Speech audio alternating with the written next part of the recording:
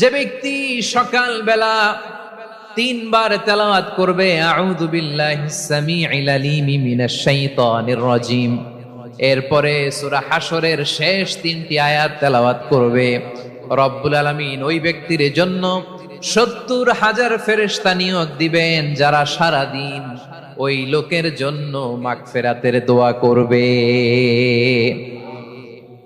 শুধু এখানেই শেষ নয়, বিশ্বনবী ফরমান ওই দিন যদি ওই ব্যক্তিটা ইন্তেকাল করে, সে শহীদ হয়ে কিয়ামতের দিন আল্লাহর সামনে দাঁড়াবে।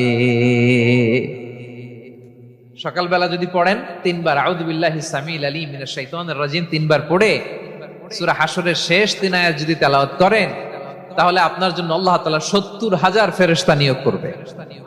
সারা দিন তারা আপনার জন্য মাগফিরাতের দোয়া করবে। আর ওই দিন